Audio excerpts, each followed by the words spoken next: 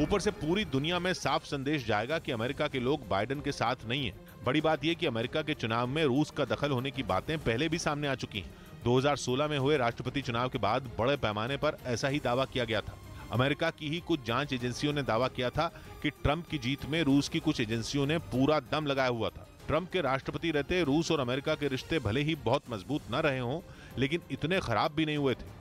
Trump की Republican party ही mid term election में Biden की पार्टी को चुनौती देने वाली है। आशंका यही जताई जा रही है कि बाइडेन के पैरों तले जमीन खिसकाने के लिए पुतिन कोई बड़ा प्लान बना सकते हैं, जिसके तहत मिड टर्म इलेक्शन में ट्रंप की पार्टी की मदद करना ज्यादा मुश्किल नहीं होगा। पिछली बार जब अमेरिका के चुनाव में रूस का दखल होने की बात सामने आई थी तो कई एजेंसियों ने इसकी जांच की थी और उस वक्त ये दावा किया गया था कि चुनाव को प्रभावित करने के लिए 3 मोर्चों पर एक साथ काम किया जाता है, जिनमें सबसे पहला होता है सोशल मीडिया पर ट्रोल आर्मी का इस्तेमाल।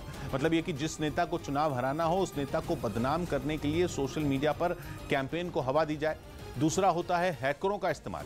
पिछली बार हिलरी क्लिंटन के कुछ सीक्रेट ईमेल निकालकर सार्वजनिक कर दिए गए थे, जिनमें रूस की एजेंसियों के शामिल होने का दावा किया गया था। इसी तरह से हैकर उन दस्तावेजों को खंगालते हैं जो जनता की पहुंच से दूर हो और फिर उनमें चुनिंदा दस्तावेजों को किसी खास मकसद से लीक किया जाता है। तीसरा कदम होता है वोटिंग सिस्टम को प्रभावित करना। यह काम तकनीकी तौर पर काफी मुश्किल बताया जाता है, लेकिन दावा यह है कि ऐसा करना नामुमकिन भी नहीं है।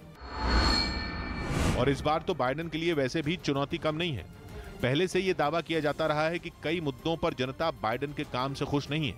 खासतौर पर अफगानिस्तान से सेना को वापस बुलाने के लिए बाइडेन को दोषी माना जाता है। यूक्रेन की खुलकर मदद न कर पाने की वजह से अमेरिका में कुछ लोग बाइडेन से नाखुश बताए जाते हैं। इसके अलावा आर्थिक मोर्चे पर भी बाइडेन के काम से बड़ी संख्या में लोग नाराज बताए जाते रहे हैं। मतलब ये कि अगर नतीजे बाइडेन के पक्ष में न आए तो भी लोगों को हैरानी नहीं होगी। इन मुद्दों की वजह से यह मानना मुश्किल होगा कि बाइडेन की हार के पीछे रूस का हाथ। वहीं यूक्रेन ने एक वीडियो जारी कर रूस का हथियार डिपो तबाह करने का दावा किया। हालांकि उसने यह नहीं बताया कि यह हथियार डिपो किस इलाके में था और यूक्रेन ने किस जगह से इस पर हमला किया। लेकिन जो वीडियो सामने आया उसमें रूस की फौज के बड़े बड़े ट्रक खड़े नजर आए, जिनको यूक्रेन के सैनिकों ने हवाई हमले कर निशाना बनाने का दावा किया। ड्रोन से बनाए गए वीडियो में साफ दिखा कि यूक्रेन की सेना ने पहले हथियारों से भरे कुछ ट्रकों को तबाह कर दिया, फिर लगातार हवाई हमले कर पास में ही मौजूद रूस के हथियार डिपो को उड़ा दिया। हमला इतना खतरनाक था कि रूसी सेना के ट्रक और पूरा हथियार डिपो आग की चपेट में आकर जलने लगा। आग की लपटों के साथ धुएं का गुबार भी उठता नजर आया। इस बीच रूस की फौज ने एक वीडियो जारी किया जिसमें यूक्रेन के सैन्य ठिकानों पर मिसाइलें गिरती नजर आईं। बताया गया कि इस हमले में उसने ऑर्लान ड्रोन का इस्तेमाल कर यूक्रेन की सेना को भारी नुकसान पहुंचाया। इतना ही नहीं, दावा तो यहां तक किया गया कि ड्रोन हमले में यूक्रेन के कई जवानों की मौत भी हुई। सामने आई तस्वीरों में रूस के कुछ सैनिक ऑर्लान 10 ड्रोन को हमले के लिए तैयार करते दिखाई दिए। जवानों ने सबसे पहले ड्रोन के टारगेट को तय किया और फिर उसे हवा में उड़ा दिया। वहीं जैसे ही ड्रोन अपने तय किए गए टारगेट के पास पहुंचा, उसने आसमान से मिसाइलों की बारिश कर दी, जिसके बाद जमीन पर एक के बाद एक कई धमाके होते दिखाई दिए। रूस ने दावा किया कि उसके ड्रोन हमले में यूक्रेन की फौज को भारी नुकसान पहुंचा।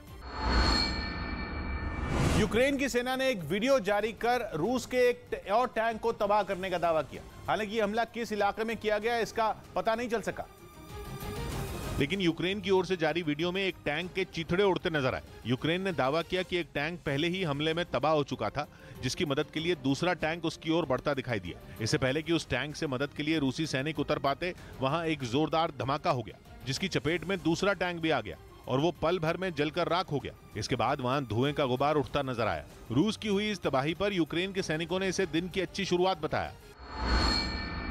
उधर खबर है कि स्वीडन और फिनलैंड के नेटो में शामिल होने का विरोध कर रहे तुर्की को असली दिक्कत बाइडेन से है। स्वीडन और फिनलैंड ने जब से नेटो में शामिल होने के लिए हामी भरी है, तब से तुर्की ने इसका विरोध किया और ये तक कहा है कि जो देश आतंकवादियों को पनाह देते हैं वो नेटो में शामिल नहीं हो सकते। जिस दिन से स्वीडन और फिनलैंड ने तय किया है कि वो नेटो का हिस्सा बनेंगे, उस दिन से तुर्की गुस्से में है, क्योंकि दुनिया जानती है कि तुर्की को ये दोनों देश फूटी आंख नहीं सुहाते। जिसकी वजह है कुर्दिस्तान वर्कर्स पार्टी, जो तुर्की की सरकार का विरोध करती है। और तुर्की के राष्ट्रपति का कहना है कि कुर्दिस्तान वर्कर्स पार्टी तुर्की में आतंकवाद फैला रही है। यही नहीं, तुर्की का कहना है कि स्वीडन और फिनलैंड उसका समर्थन करते हैं और उसके लोगों को अपने यहाँ पनाह देते हैं। मतलब ये कि नेटो में रहते हुए तुर्की नेटो के विस्तार